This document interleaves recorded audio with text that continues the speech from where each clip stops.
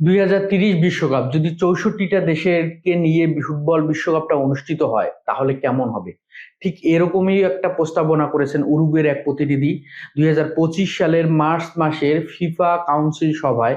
এবং Ignacio Alonso এই প্রস্তাবনার পরে ফিফার যে সভাপতি জিয়ান্নি ইনফান্তিনো সে বিষয়টাকে গুরুত্ব সহকারে দেখেছেন এবং 2022 কাতার বিশ্বকাপে 32 দল, তারপরে 2026 বিশ্বকাপ যেটা চলতেছে সেটাতে 48 দলের সমন্বয়ে যখন বিশ্বকাপটা অনুষ্ঠিত হয়েছে সেখানে কিন্তু শতভাগ সফলতা পেয়েছে কিন্তু ফিফা।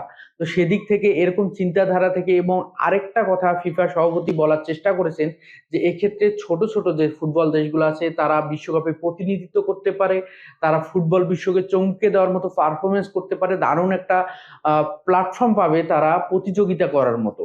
অপরদিকে ছোট ছোট ফুটবল দেশগুলো হচ্ছে তারা ফুটবলের বিনিয়োগ বাড়াবে। তো সবকিছু মিলে দারুণ একটা হবে, কিন্তু এর পক্ষে বিপক্ষে অনেকে অবস্থান নিয়েছেন।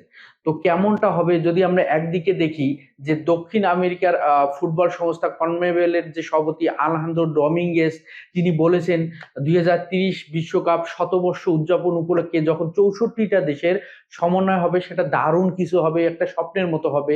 এবং এটাকে আবার সমর্থনও জানিয়েছে। এবং 2030 বিশ্বকাপ যেহেতু 3টি মহাদেশে 6টি দেশে অনুষ্ঠিত হবে, প্রতীকী ম্যাচ বা উদ্বোধনী ম্যাচ হিসেবে অনুষ্ঠিত হবে 3টি দেশে 3টি ম্যাচ অনুষ্ঠিত হবে, প্যারাগুয়ে, উরুগুয়ে, আর্জেন্টিনা, এবং তারপরে আমরা বাকি সব ম্যাচগুলো অনুষ্ঠিত হবে স্পেন, মরক্কো এবং পর্তুগালে।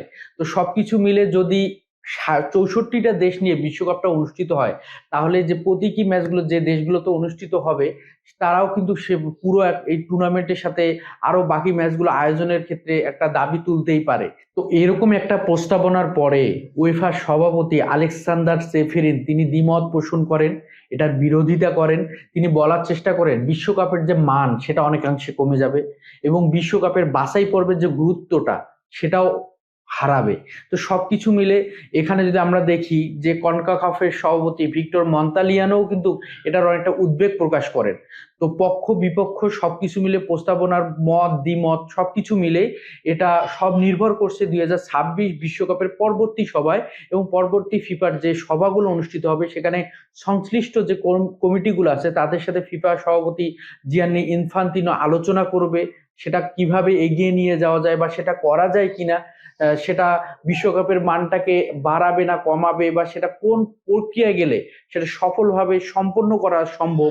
যেভাবে 2026 বিশ্বকাপে 48টা দেশ নিয়েও দারুণভাবে বিশ্বকাপটা আয়োজন করা গেছে, যেখানে নতুন দেশ কুসারাও এবং কেপ ভার্দে যেভাবে চমক দেখিয়েছে, 48টা দেশের সমন্বয় করার ফলে যেভাবে 16টা দেশ অংশগ্রহণ করার সুযোগ পেয়েছে।